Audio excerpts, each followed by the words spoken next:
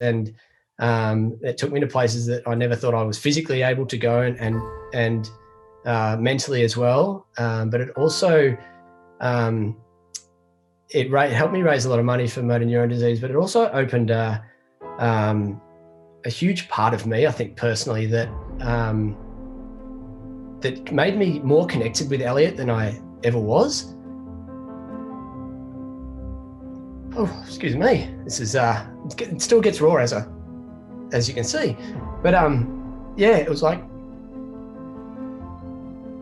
it's like when I'm out there running and I'm feeling like things are getting really tough, it's like this is meaningful to me. It means something, and then I'm feeling connected to Elliot, so I want more. Welcome to the To Be Human podcast, Scotty. JL, it's lovely to be here. I feel very honoured, actually, that you've asked me to be on as part of your podcast, which is going very, very well. So congratulations to you. Thank you. What an introduction. It's great. Honestly, I've been listening along, and I've been very inspired by the various guests you've had on. There's lots of different stories, and finding lots of little nuggets of gold, lots of inspiration in all their stories. So yeah, it's great. It really is. Yeah, I absolutely agree. I've learned so much already, and I'm very excited to have a conversation with you today and learn something from you. Nice. Awesome. So, as you're aware then, I normally start a podcast with a quote, and the one that I've decided for you is from the wonderful Running Matters podcast. And it was something that I listened to, and it just really made me feel like I began to have a deeper understanding of who you are. Very good. Whenever things get tough out there, which ultimately they do in ultramarathon events, it is a choice to be out there and put yourself through that pain. And that pain is never going to compare with someone that is suffering with motor neuron disease. It is just that makes you put things into perspective and dig a little harder. It is temporary. So, Scotty, I would love you to share the very personal driver that got you initially into ultramarathon running.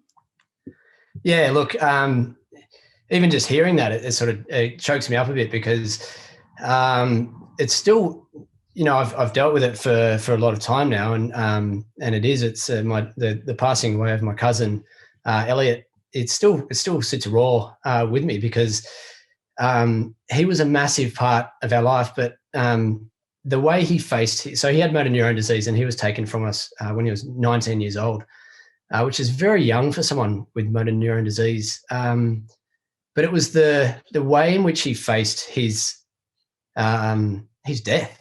Like, it's not sugarcoated. He was dying. But the way that he went about making sure that everyone around him was still feeling comfortable, happy, and content in the condition that he had was admirable and inspiring. And the motor neuron disease motto is never give up, and that stuck with me. And it's actually something that I wear. I've got a band here from Motor Neuron Disease Association, and whenever I'm running on the trails, and that quote sort of summed it up nicely, because it ultimately gets very difficult out there when you're running. And as you know, Jenna, that you go to dark places and it's tough. But at the end of the day, you choose to put yourself in those situations, and the pain and the suffering will end, because we're athletes doing that as part of our choice. But motor neuron disease sufferers don't. They don't get the choice for that pain and suffering to end until ultimately they're taken from us. So it was a couple of years after Elliot's passing that I wanted to do something that was way out of my comfort zone, that really tested me physically and mentally. And I had a mate that had run the 100K back then it was called the Northface 100. He did that the year before in 2009. And I remember just seeing that on socials and thinking, that's just insane. Who can run 100Ks?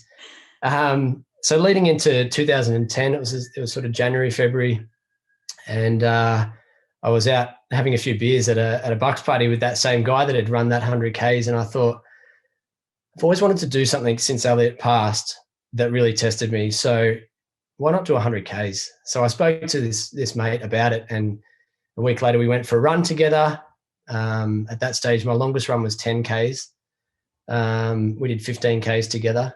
The week after that, I did another 15Ks on my own.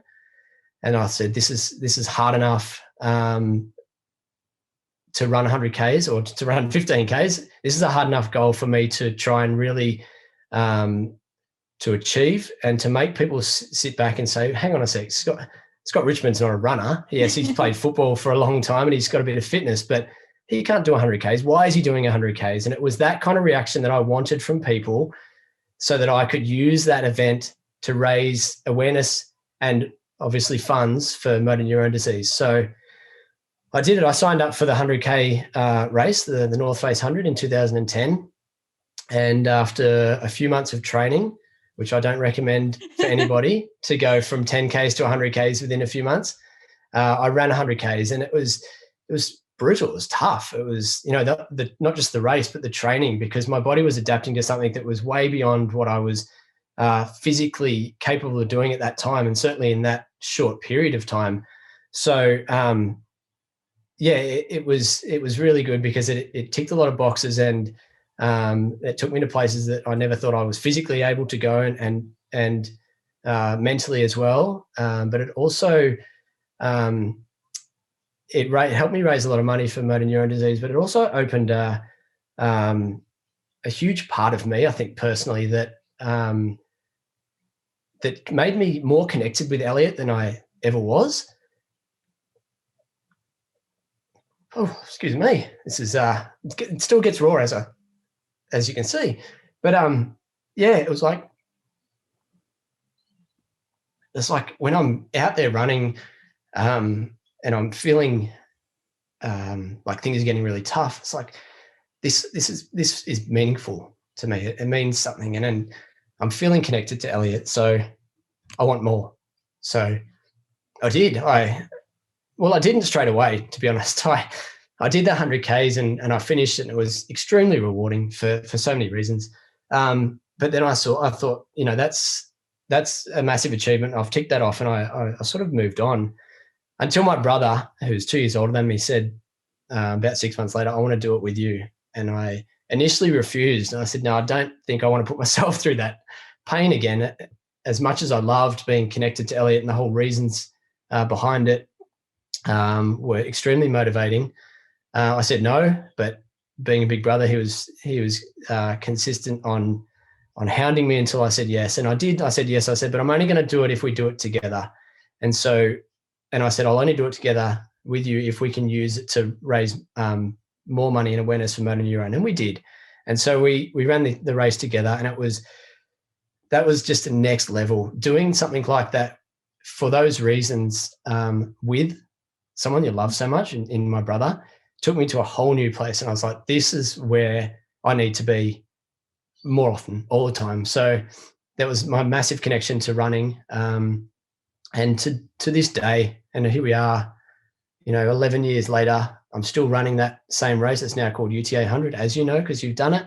And congratulations for finishing brutal event. Yeah. But here I am still running that race for the same reasons. And there is not a race that I run or a training run that's difficult that I do where I don't look down at that motto, that never give up motto, and say, yeah, it's time to dig a little deeper. Let's do it for Elliot. Let's, there's more in the tank. There's more that can be achieved. So, put it on the line and see what you can do. Wow, it's so incredibly touching. Thank you so much for sharing that, Scotty. It's such a beautiful story, and certainly one that inspires me also on my runs. I think that it's just, that's what, it can be about with the long distance running or endurance event. I feel like it's so much more than the event itself. It's almost like a spiritual awakening. And as you said, like with your first two experiences with UTA, it kind of took you to a new level. Is that new level like a new level of connection? Because obviously your first run, you felt very deeply connected with Elliot. And then the second run, you felt very deeply connected with Elliot and your brother. Yeah. How has that sort of changed your life outside of running in terms of like sort of having these new types of experiences? I think in general, connections and being able to push beyond the perceived level of comfort and perceived level of what you think you can achieve within ultra running has definitely changed my view on the way I do things in life in general. Because time gets, life gets tough. Life is tough. But there's always more to give.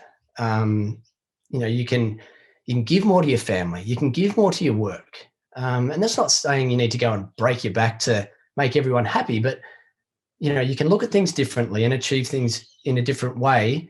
And that's what ultra running is about as well. And that's what it's taught me. You can go faster and you can go further by changing the way you do things. And I think that doing that in all aspects of your life allows you to just tweak things to achieve more and get more out of life. So it definitely has changed. Becoming an ultra runner and ultimately doing that because of the motivation from Elliot has changed my life in so many ways and for the better. And it continues to, because I want to just take on more challenges and I do that. And people go, why are you doing that? Like, haven't you got enough on your plate? Well, yeah, but there's more to give. Like, there's more to explore. There's more to achieve. There's more to learn. And life is short and life is there to be lived. And I don't know, I just put my hand up and say, oh, that's me. That's what I want to do. That's how I want to live my life. It's meaningfully and it's purposefully, and it's being able to try and soak or squeeze the most out of life, get as much out of it as you can and experience new things. I'm not comfortable sitting still, as you can probably guess. But I don't think that's a bad thing at all. It's like what you shared with the Motor Neuron Disease motto of never giving up. I feel like that is certainly your motivation, but behind that is the energy of how Elliot sort of overcame his adversity mentally. Like, he was not only not giving up, but it seems from my understanding that he was doing it in such a positive way. He was mature beyond his years. It was phenomenal. As I said, it was taken from us when he was 19. He was diagnosed when he was 18. It was a very short period from diagnosis to his death, sadly. But he was way beyond his years in terms of maturity, because he stared down the face of death, but chose not to sit there and say, oh, poor me, why me? He surrounded everybody with love and support and happiness. And he made his room the most peaceful and happy place it could possibly be. And he lives in Newcastle, and we would go up there and visit him, and his friends would come around every time we were there, and we'd, different friends, and they were his age, 19, 18. And they, you go into Elliot's room, and he made the most beautiful living aquarium with living corals and beautiful tropical fish. And it was just a nice, beautiful thing that he could look at and focus on in the corner of his room. But his room was filled, and it gradually got more and more. It was filled with artwork from people that were in his life that just wanted to make his place a brighter, happier place, because he made people feel like that. And you'd go over there, and every now and then, every time you went over there, there'd be a new piece of artwork on the wall, and not necessarily from friends that could do art. It was just because people felt inspired to have a crack at doing something different to make his room brighter. And he encouraged that. And every time you went over there, there was sugar, there was lollies and ice cream, and just made people happy and smile. And, you'd sit there and watch a movie, and out would come chocolate upon chocolate and Maltesers and all his favorite chocolates, because he wanted everyone to be happy, and there he was, this 19-year-old kid, like, just fading away.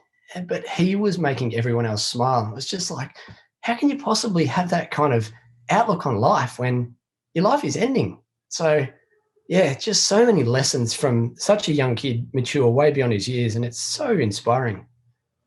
So incredibly inspiring. It's certainly something that I'll be self-reflecting on. It's absolutely incredible. And as you said, it's very mature beyond his years. Yeah, it is. And when in his last few weeks, my uncle spent a bit of time with him going through a journal, and just when Elliot had the energy, my Uncle Jeff would ask him questions and they'd fill in this book together. And one thing that stuck with me, and it's actually on the headstone of his grave, and it's my uncle, one of the questions was, what do you choose?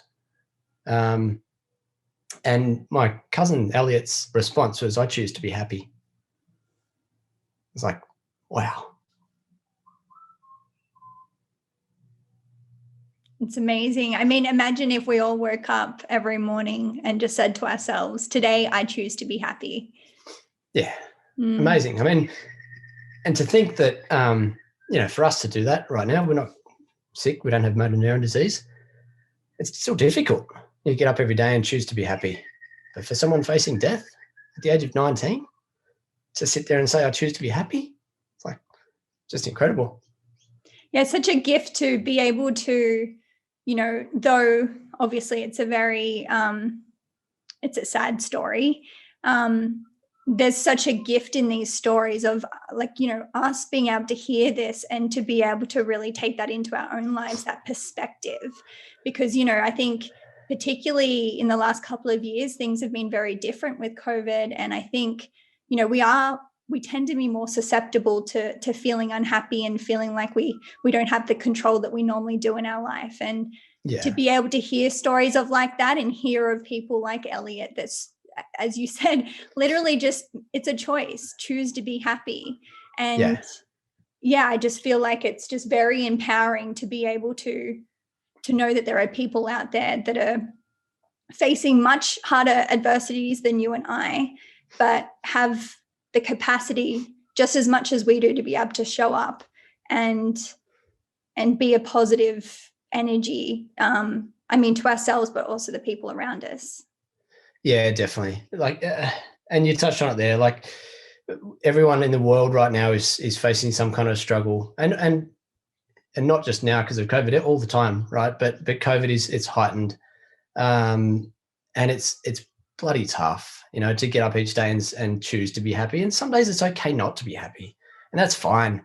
But happiness starts with a mindset. And if you're getting up, or if you're in a bit of a slump, or you're not feeling good, and you just take a breath and stop and say, okay, I'm choosing right now to do something to turn this around. I'm choosing to be happy.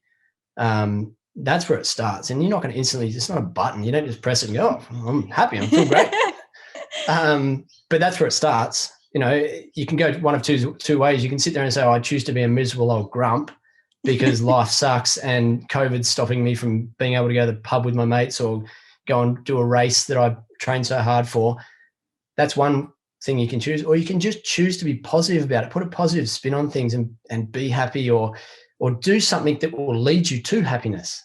As I said, you're not going to be happy straight away if you just choose to be happy in a situation that's pretty damn shit.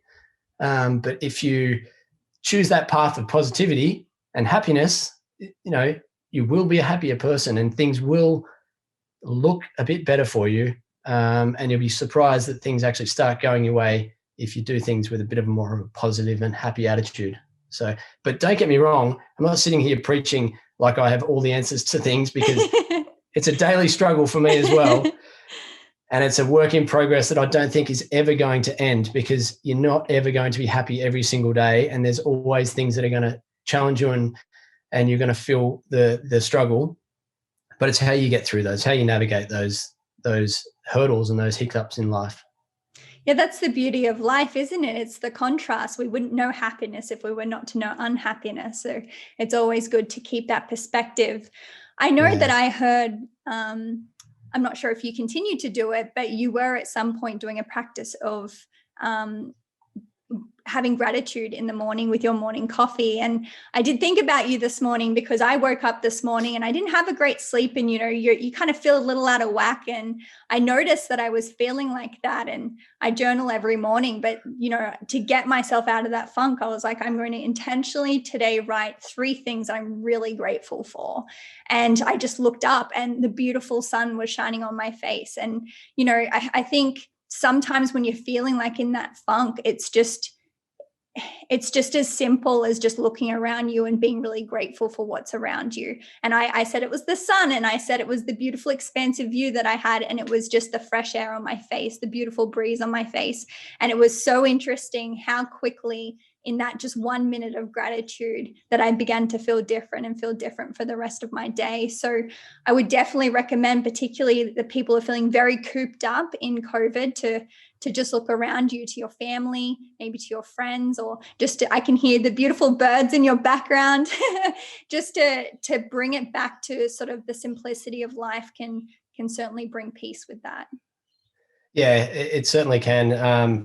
And yeah, I do. In answer to your initial point there, I still do the journal. Not a journal; it's just a little diary that we write something that we're grateful for. When we make a coffee, I've got to be honest, it's not every single time we make a coffee now.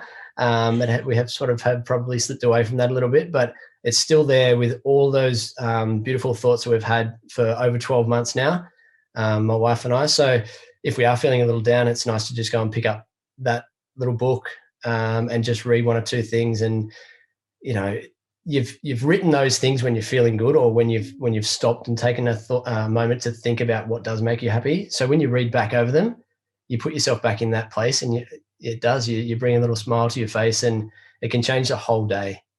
Starting the day with something like that. So it definitely works.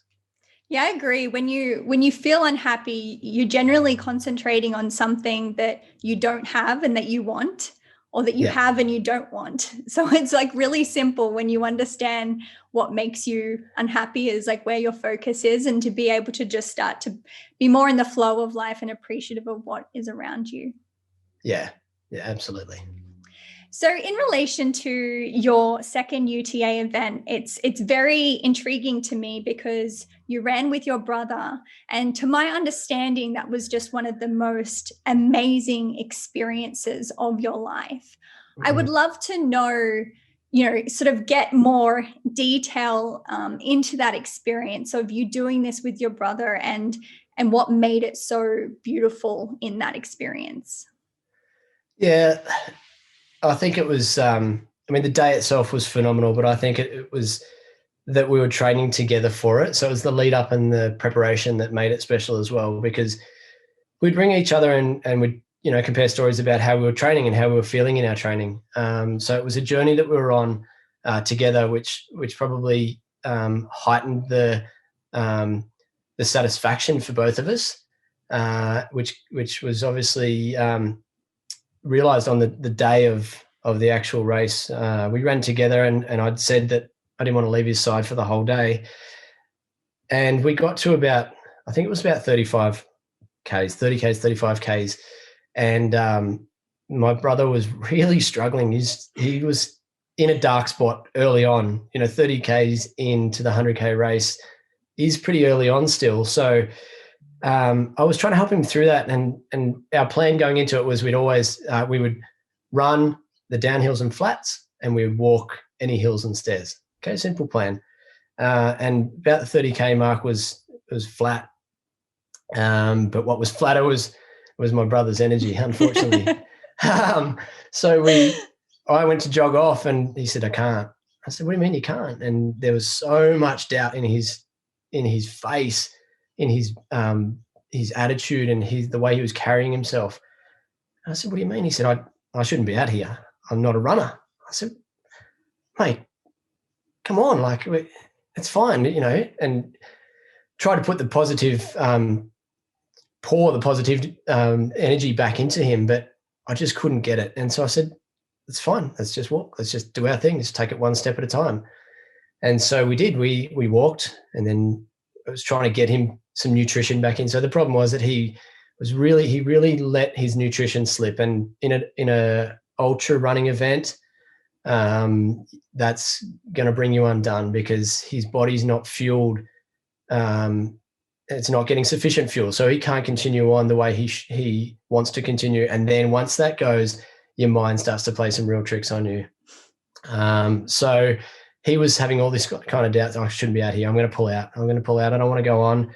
This is hard. But the next checkpoint wasn't until, I can't remember back then. I think it was 45, 50 Ks.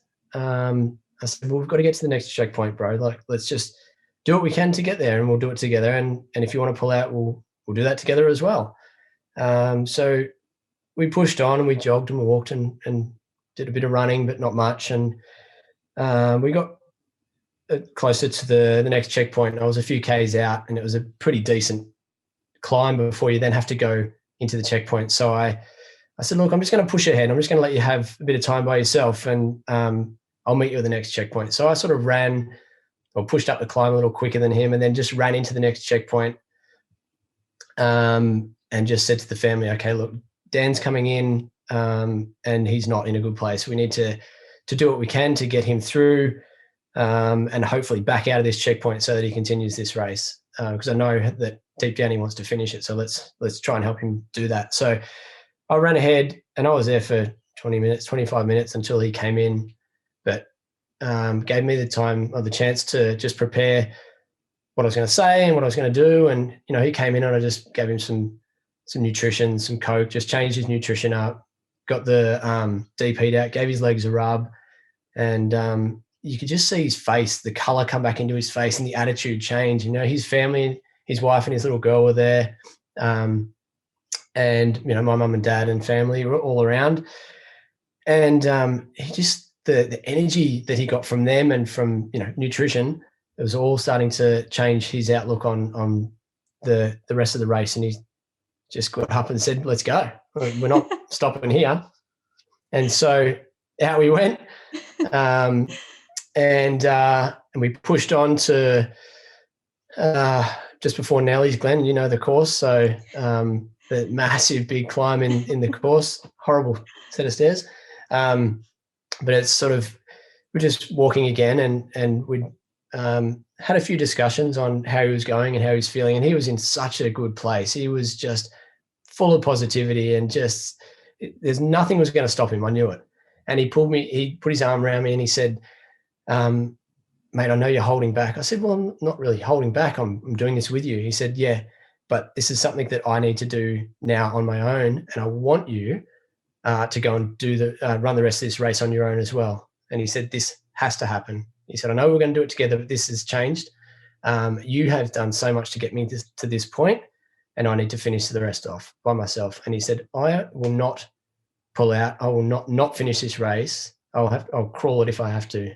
But I knew he wouldn't. I knew he wouldn't crawl. I knew he was in such a good place that he would just smash it. And so I had one of these MND bands on that said never give up, and I took it off and put it on his wrist, and we had the most amazing embrace, and so much emotion in that moment. And we said our goodbyes and said see you at the end, and off we went, and off I went, and he trotted along behind me, and I finished the race and gave him a call, and he was out on course still and just in such a positive place. And I sat there and waited for him to cross the line. And again, we had a massive embrace, and it was just a beautiful, beautiful day, beautiful moments throughout the day, and something that brought us closer than we probably ever thought we could.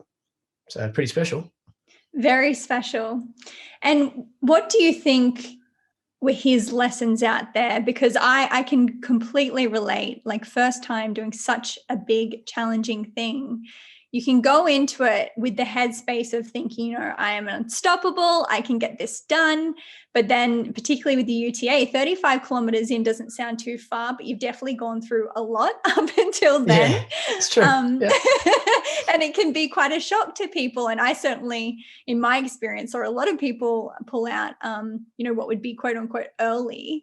What do you think that he learned about himself out there, and did he change in any aspect after that experience?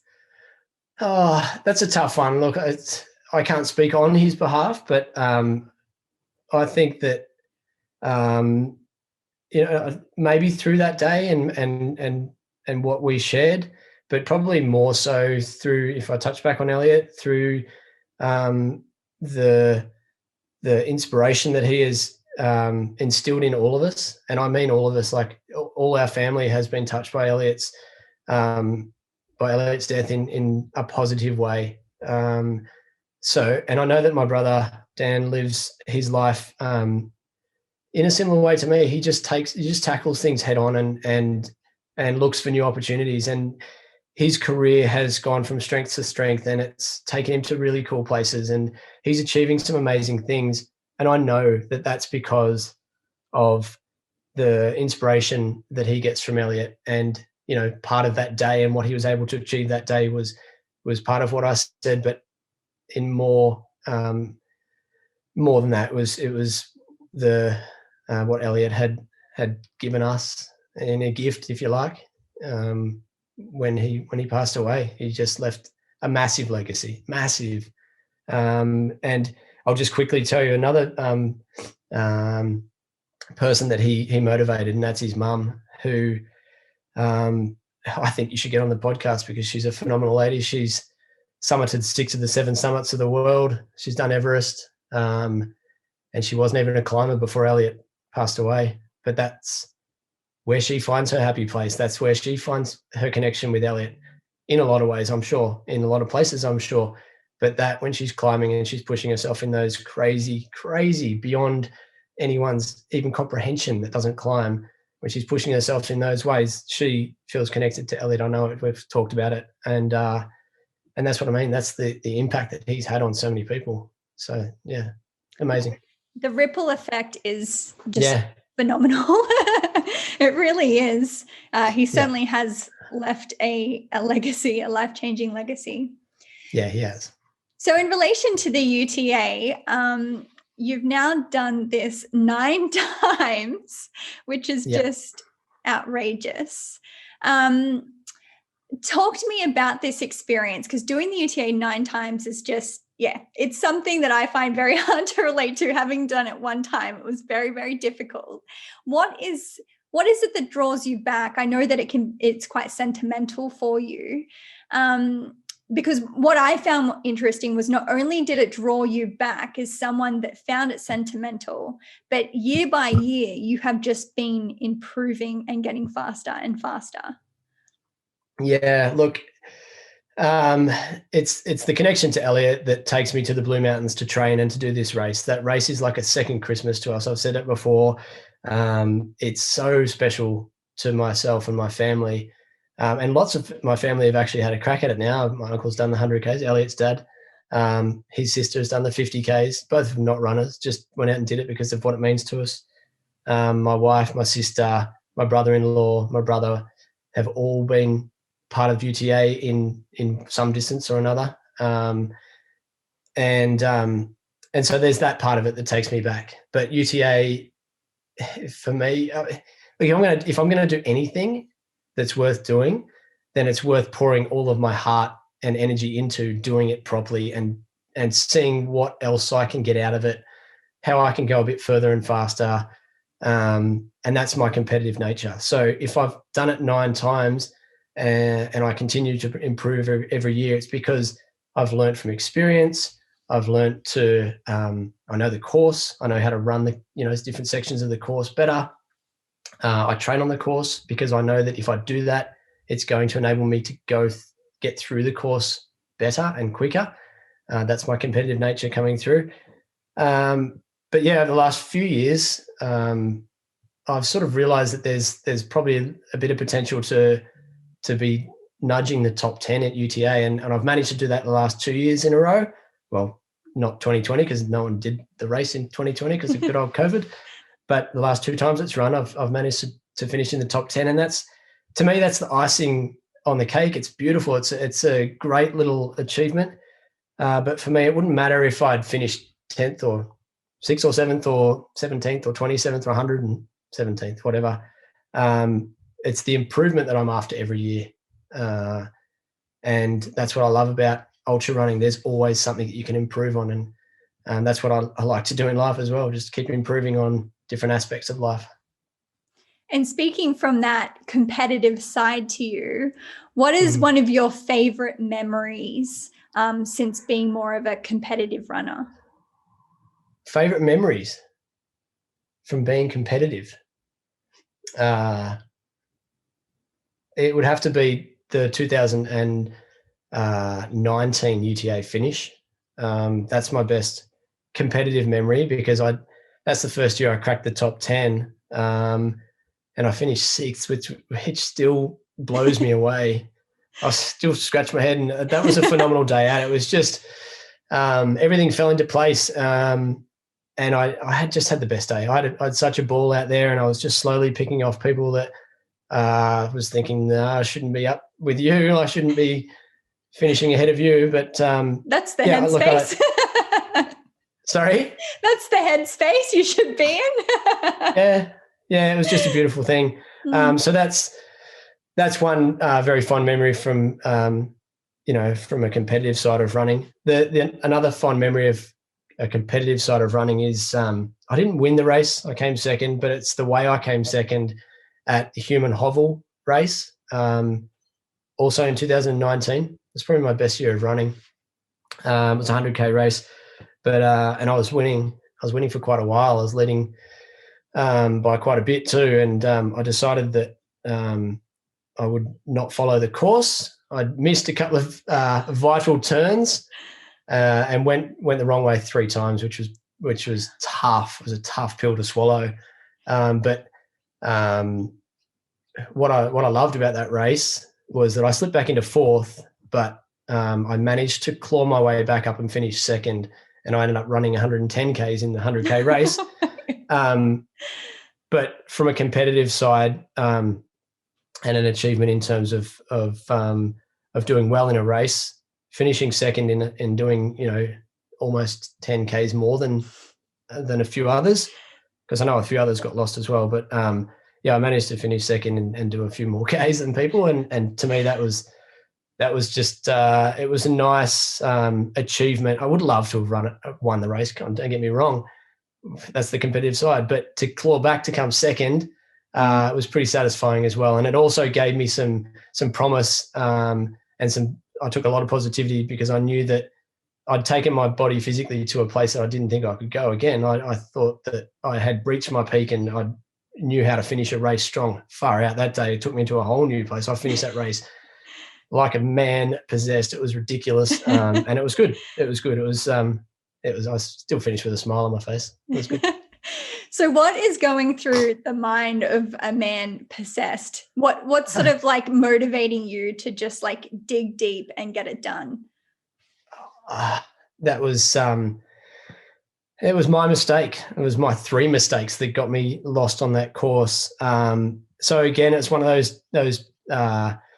those points where I could have just put my head down and become very negative and said, well, you've got yourself lost. You may as well just walk it in and finish in a slump and put your head between put your head down and not be positive. But I thought, no, this is your problem. You've got yourself into this. You need to fix it. And by fixing it, see it as a challenge. Let's see who you can catch up to, who you can pick up, and how fast you can finish this race. So that's the path I chose. And just going through my head the whole time was like, how far away is first? Like, could I possibly come back and win this from being so far back? So when I went from 4th to 3rd, it was just like, wow, that's cool. That's a good feeling. Where's second? And he was a lot further away, but and I think I passed him within a K or 2 before the finish line, and I think he looked at me as if to say, what happened to you, and how the hell did you get here, and how are you pulling away from me so quickly? Because I was running like I had a second wind, 3rd, 4th, 5th wind. I didn't know how I was going so fast, but I was loving it. So I went with it, and I don't know, I just think that there was just so much positivity in me that I wasn't feeling any of the pain. I was running way quicker than I thought I could, and I was still just chasing down a good result and a good achievement, and I managed to do that. So I'm happy with that.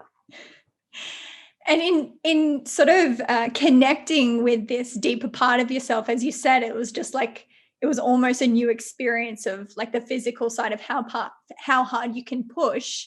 Yeah. Moving forward from that run, has that sort of changed the way that you compete, knowing that there is a lot more to dig deep on? Yeah, it has. It's last year being just a year full of cancelled races. It's such a shame that I couldn't compete last year, because I think it would have affected me. I think that experience at Hume and Hovell where I got lost would have set me up for a really good year last year. I didn't race again until this year. So it was more than, it was about 15 months between races, which is a long gap. And yeah, I definitely approached these couple of races I've had this year with that, knowing that I have an extra, there's another gear there. I can dig a little deeper. It definitely helped me in those races. And I definitely drew on it, but I probably think that there's more that I can draw on. Like if I get that deep in the hurt locker again, or if I get that deep in just screwing up the race and, going the wrong way or something, I'd like to be able to see where that the memories of Hume and Hovell could take me. Yeah, I'm very intrigued and excited to continue watching your journey. Yep.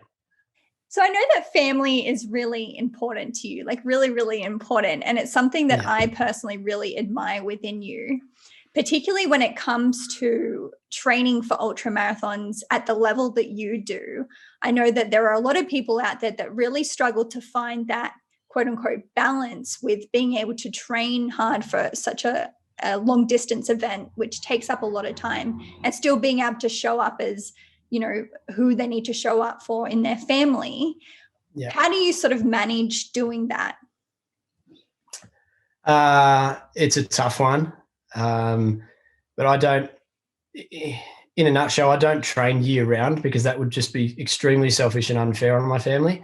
So when I pick a race, I'm strategic about when I do the race. I mean, UTA is, without question, it's the first race on the calendar. And so the few months leading up to that is, it's known that I'm going to, Dad's going to be out of the house a little bit more.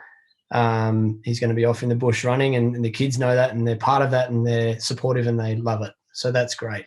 The biggest support comes from my wife, who is a runner herself, and she was also training for UTA this year. She did the 22K, and that was her first time doing a race at UTA. So balancing the training between the two of us, it did get difficult, but it's just sacrifice and compromise and partnership, just working together. So who's going to run this day, who's going to run that day, and just getting the most out of your training sessions, making sure that there is you're strategic about how you train, so that you are getting benefits out of every single training session. Because in my case, I don't train 7 days a week or even 6 days a week, because I don't have the ability to fit it all in. So the training sessions that I do, I do get a lot out of them. They're very strategic. But also, just the simple things like getting up earlier, trying to get the training in before the kids wake up, so that you still can get home and help with getting the kids ready for school and for whatever else is on. So yeah, it's a lot of balance, but there is definitely sacrifice. I'm not going to shy away from that. When you're running and training for these races, there is an element of selfishness that has to come into it, because you do have to spend so much time alone training. But it's then what happens outside of that training. How do you give back to your family so that you can find that balance in training and balancing a family and whatever else you've got going on in life. And I heard, which I absolutely love, is that you and Kate at some points get a babysitter on a Friday night and sort of like have an early night together. And then the next day we'll go out to the mountains or wherever you sort of want to go, out to the national park and have a run together. Do you still do that? Yeah, not as much these days, because there's 3 kids. Is a bit more challenging to get a babysitter. And although, I shouldn't say that, because my in-laws and my own parents are extremely supportive and will look after the kids at the drop of a hat if they haven't got any other, of their own social commitments on. But yeah, people laugh at us because we would get the kids looked after and have a date night, which means for us to have an early night so that we can get up early the next morning and go up and train in the Blue Mountains or on the local trails around the Royal National Park. But yeah, we did do that this year. We got the kids looked after and we went up to the Blue Mountains so that I could run on the course to prepare for the 100K, and my wife could familiarise herself with the 22K course. And we were up there training, and it was all fun and games until we rang to check in on the kids, and my mother-in-law had fallen and broken her arm while she was looking after the kids, taking them for a bushwalk. So it was, all right, jump in the car, quick sticks back to look after the kids, and then also look after grandma. Oh, no. Yeah. Poor thing. Yeah. So that I'm aware you coach your son's, I don't know how to say it. Is it like a OzTag sort of team? Is there a name for it? It's AFL. It is AFL. Yeah. Okay. So I used to coach AusKick, which is AusKick, junior AFL. That's right. Mm-hmm. Yep. So I coached AusKick for 3 years, which is it's introductory to AFL. It's for kids from the ages of 4 or 5 through to 8. Now this year, I've been coaching the under-9s team. So my eldest boy is 8, and he's moved into the under-9s. So I've been coaching them this year. The local junior footy club that I actually played all my junior footy at too. So Wow. It's quite nice to be in a different position now and be able to give back to the club.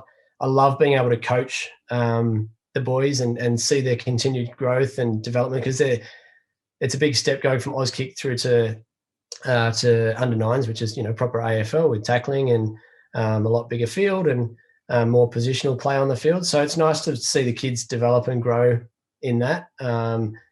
It's just a shame that our season has just come to a grinding halt because of COVID, and I don't know when it's going to be back on, but trying to keep my boys at least engaged in getting up the oval and having a kick with the footy so that when it does start, we're ready to go.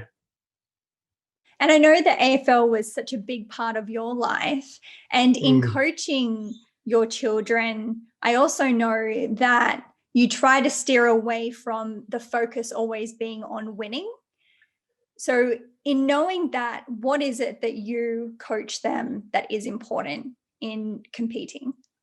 Yeah. So there is no scores kept in under-9s football.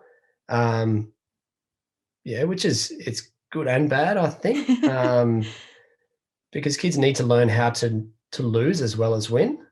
But my kids know. I mean, they're old enough. They know the score. They add up when they're out on the field. So they know if they've won or lost. But to me, it's not about whether they win or lose. It's nice to be aware of it, but it's not – if you don't win,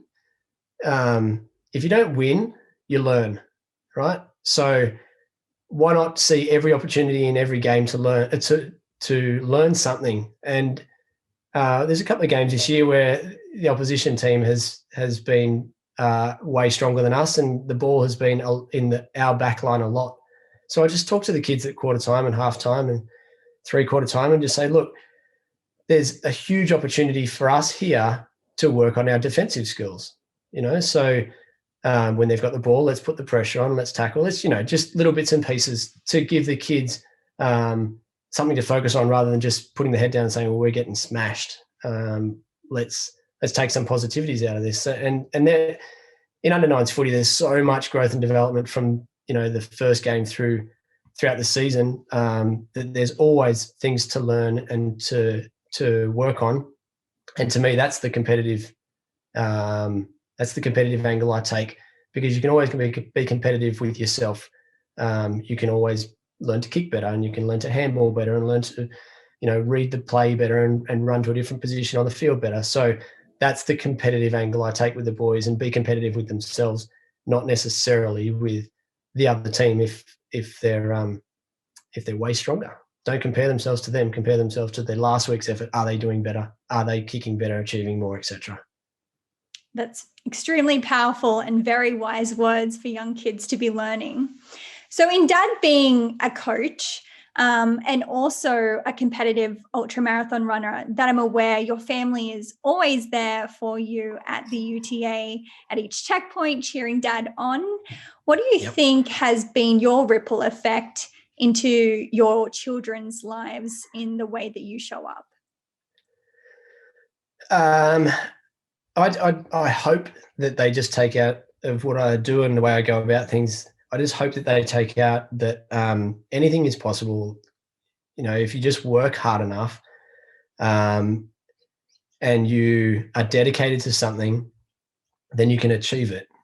Because I wasn't an ultramarathon runner when I signed up to do the Northface 100, and I've spoken to them about that. And when they say I can't do that, I said, well, you can't do it yet. Don't say can't, because I couldn't run 100 Ks until I went out, worked hard, and did it. Now, it's not as simple as that, but if you break it down and just put those little simple messages in kids' heads, it gives them something to hang on to and something, some positivity. We're watching a heap of Olympics at the moment, which is fantastic. I've got a sport-loving family, which I'm grateful for. And my little boy was watching gymnastics the other day, and he's just sitting there absolutely glued to it. He'd never seen it before. And he said, I want to be a gymnast. I said, mate, go and be a gymnast. He said, let's do it. Let's sign you up to, the local gymnastics club. And if that's what you want to do, let's try it first. If you love it, let's work on it. And if you want to be at the Olympics, let's achieve that goal together. There's no reason for kids to sit there and look at something and say, well, I can't do that. I think you just need to, I think people in general just need to facilitate their kids' goals, and also instill with them a sense of belief that they can achieve anything. All these Olympians and all these other people that have achieved greatness in all walks of life, whether it be academic or business or Olympians, they started somewhere. They are all kids with a dream or with an inspiration, with something that ignited something within them. So harness it, facilitate it, nurture it, and help them, take the right steps to achieve that, because we're all capable of way more than we give ourselves credit for. Yeah, exploration, self-exploration is just so important, and to have that curious headspace to not judge your children if they want to do gymnastics or potentially be a gymnast at the next Olympics, to be able to give them space to just, let's find out, let's see if you like it, let's see how hard you want to work for this. And yeah, I think that they're very fortunate to have a father like you with your open headspace. Thank you very much. I appreciate that comment. It means a lot. I'm doing my best. I can certainly see that. So in taking a little bit of a turn here, talk to me about Ozzie. Ozzie is a friend of yours and he's a friend of mine. That's what the song says anyway. Look, Ozzie is a project that was born 12 months ago, actually. It's actually, we put our very first video up 12 months ago today. Happy birthday. Thank you very much. So for those that, it's exciting. It's a nice little milestone. And we've come a long way in 12 months. For those that don't know, Ozzie is a YouTube channel, and we create educational and entertaining videos for kids aged 2 to 10. And Ozzie is a fun, lovable Australian character, and that's me. I take on the persona of Ozzie, and through Ozzie we present kids with information, education on all things in life. And we started off our first couple of videos was an educational video on AFL, so it's breaking all the skills down and introduction to AFL for kids. And our other video that we put out a year ago today was a fire truck video. So it's down at the local fire station, exploring what a fire truck does and all the different parts, meeting a couple of fire women and firemen, and just opening those things up to kids. And just the whole thing with Ozzie, and our slogan, our tagline is "Stay Keen," and that's just, it came naturally. So it wasn't our tagline from the start, but after a few episodes in, we started saying at the end of our episodes, we're saying, kids, if you love AFL and you want to work hard, who knows, maybe you could play in the AFL one day. So get out there, have fun, and stay keen. And so we'd say, stay keen. It was like, it just felt really natural, because everything that we're doing in all our episodes is encouraging. It's igniting that flame for kids. So it's exposing them to something and then showing them where it could possibly take them, and saying if they stay keen, they can get there. Like we did a surfing video with Sally Fitzgibbons, one of Australia's and the world's best surfers, who competed yesterday in the Olympics for Australia and won her heat. And the way she went about it and the way she goes about life is unbelievably inspiring. And it's connecting with those people through Ozzie, and then connecting the kids to those people, showing them, where they've come from and breaking skills down to the basics that we want to facilitate with Ozzie, which is great. And we do a lot of videos on Aboriginal culture. We, did Anzac Day, Harmony Day. We did an Olympics video. So there is a lot that we're covering. We do a new video every single week, every Sunday at 3 p.m. YouTube channel, new video drops on our YouTube channel. And in the 12 months that we've been up and running, we've gained some good momentum, and things are going really well, actually. We love it, first and foremost. So my business partner, Dylan, is the guy that I produced that I work on Ozzie with. And it was his idea. He came to me with the idea at the start of last year, and said, I want to create a YouTube channel. The guy's name is Ozzie. I just need you to help me create a logo, because I work in branding. And so I said, no worries, mate. And we worked on the logo together, developed the brand together. I said, who's going to be Ozzie? He said, not really sure. I had a guy in mind, but it's not going to work out. He said, I think you'd be really good. Do you want to try your hand at being on the other side of the camera and presenting some of the scripts and the content? I said, hey, why not? Life's about having a crack at new things and taking on new challenges and putting yourself out of your comfort zone. So there I was, put myself way out of my comfort zone and started, working with Dylan on Ozzie. And I was so hesitant to put our first video out, because here I was, Scott Richmond, father of three, runner. I was never a kid's YouTube presenter, educator, entertainer, but we got it to a place that we were comfortable with, and I had to get myself within myself to a place that I was comfortable with, exposing myself as Ozzie to the world, because I just didn't know how I was going to be received. I didn't know how the channel was going to be received. And I didn't know how personally people would take me. Would my mates think, wow, dude, that's a bit weird. And I'm not sure why you've done that. Or would they be supportive and get behind it? And after we put our first couple of videos out, the positivity came flooding in. And so we just made a commitment to each other, Dylan and I, that we would put out a video every single week and just ride this wave and see where it took us. And here we are. Yeah, a year later, we've got about 60 videos live now, and fans all over the world. We get emails more and more recently from fans from other countries saying that we've just stumbled across Ozzie. You're such a positive influence on our kids. Our kids walk around saying, stay keen. And thank you for giving us some meaningful content that our kids can watch. And so Dylan and I, that's all we want to achieve. We want to achieve more, but that's so satisfying. That's a massive part of what motivates us every day to work on Ozzie, because it is not a financially rewarding project at all. But we see massive potential in reaching more kids and inspiring them all around the world. And we think that, financial rewards will come eventually, but that's not what it's all about right now for us. And if you could give one gift to all these children that watch Ozzie, what would that be? Stay keen. Stay keen. Yeah, look, just follow your dreams. Mm-hmm. If there's something that you're inspired by that Ozzie's done, if it's a surfing video with Sally Fitzgibbons and you love surfing, go and be Sally Fitzgibbons. Go and be the next Sally Fitzgibbons. Stay keen, keep working hard on whatever it is that you love, and enjoy it. And also give everything a crack. Like Ozzie's done ballet dancing videos. Nothing wrong with that.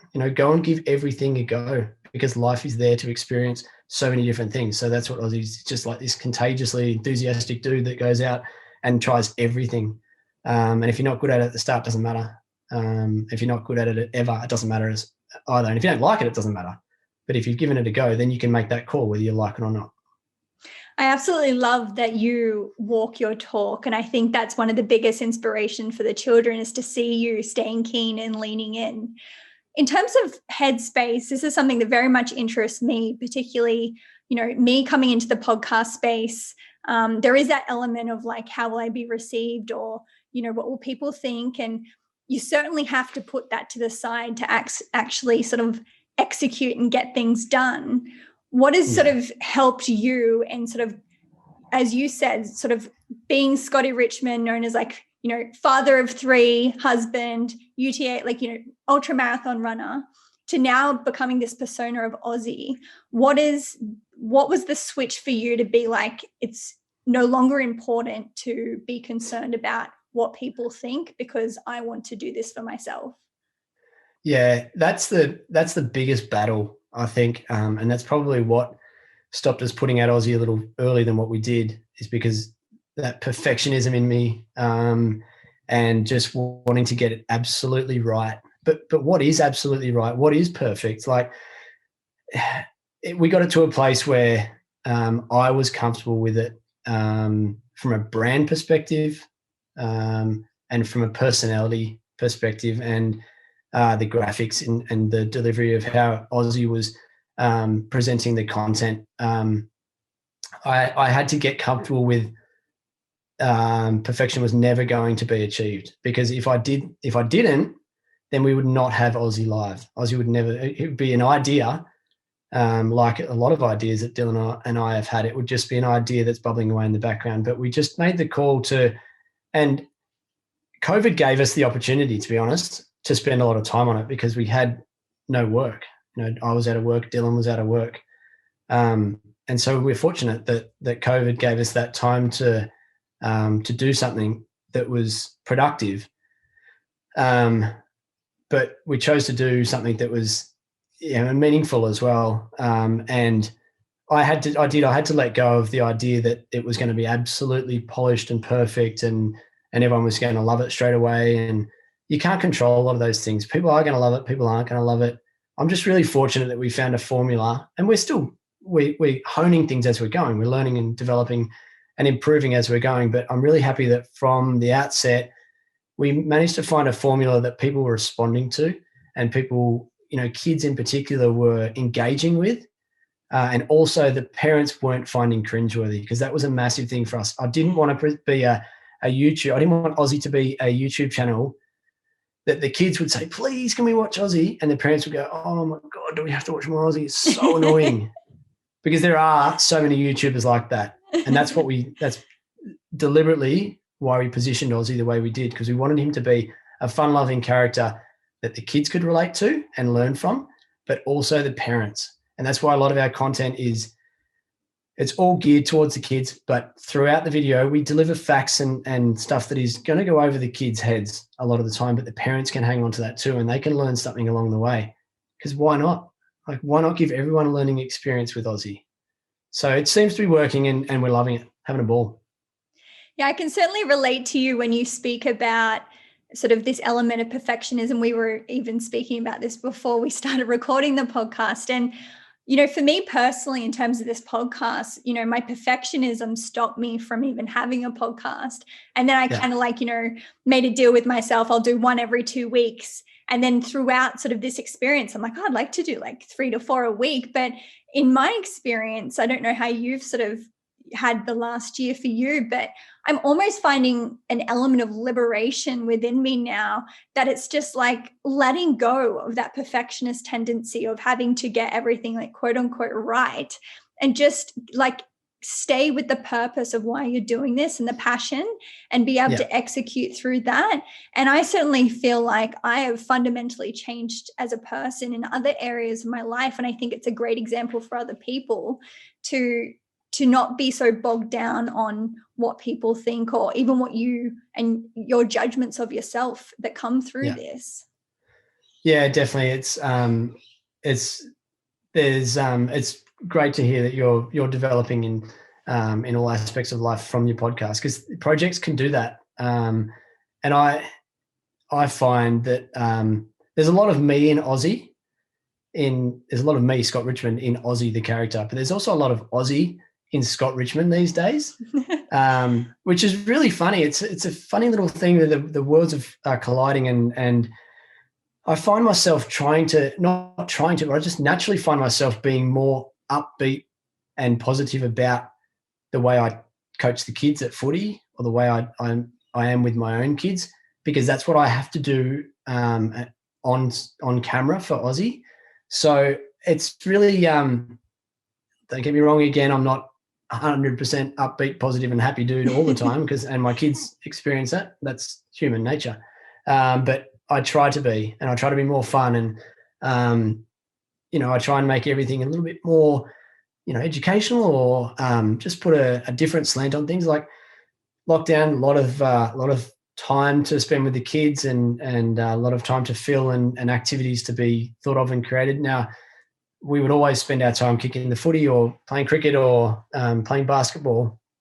But the kids are, we've done a lot of that lately. So the kids are looking for new things. So my eldest is absolutely obsessed with Survivor. So yesterday we were out in the backyard setting up our own Survivor challenges. And they got me to get the camera out so that I could video it, and I had to pretend to be the host of Survivor and interview them and talk them through the game and then commentate it. And it was so much fun.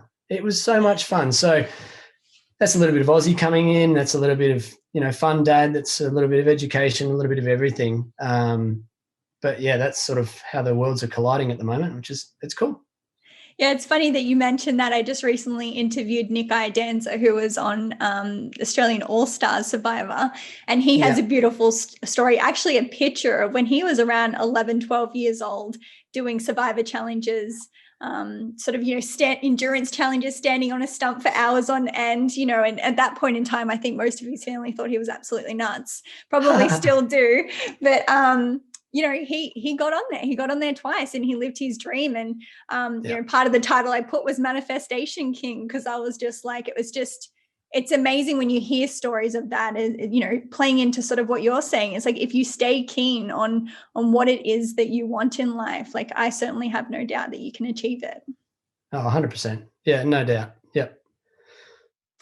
I'd loved speaking with you, Scotty. Thank you so much for this podcast. I'm very appreciative of it. And as I sort of said towards the start of this podcast, your story of your cousin Elliot has certainly inspired me in deeper ways, and a place that I'm going to be certainly self-reflecting on how I can be more positive and grateful in my life despite adversity. So thank you, Elliot, and thank you for sharing that story. Not a problem. Thank you so much. I appreciate the time that you've given to me, and wanting to get me on in the first place. And, sorry, things get a little bit raw when I do talk about Elliot, but I think that's just, how I wear my heart on my sleeve. And when it comes to Elliot, he's a special and influential person in my life. So it gets me every time. Yeah, I certainly don't think that you should ever have to apologize for wearing your emotions on your sleeve. I think it's incredibly beautiful that it still touches you in such a deep way. And I think that says so much about how much reach that this story has had, because you are so connected with the energy of Elliot. So be proud of that. Thank you. On a final note, I would love to ask you, what does it mean to you, Scotty, to be human? To be human it's a gift. We're all incredible people. We can achieve way more than we actually think we can. People, I think, just get caught up living life to what they think is a prescribed way of living life, and ticking off boxes, buying houses, working 9-to-5 job, not thinking that they're capable of achieving other things that they may have in the back of their mind, going out and starting a channel like Ozzie, climbing up a mountain, running an ultramarathon. But to me, to be human is to seek growth in every opportunity, and to seek out those opportunities, to satisfy the curiosity in what lies, way beyond your comfort zone, and to constantly push those boundaries, of what are our perceived abilities. I think it's, to be human is to continually find those opportunities to better our place in the world, not just to contribute to ourselves personally in our personal growth, but to contribute to those around us. So, I think it's just about finding more and achieving more and enjoying life and giving it your absolute best in everything you do.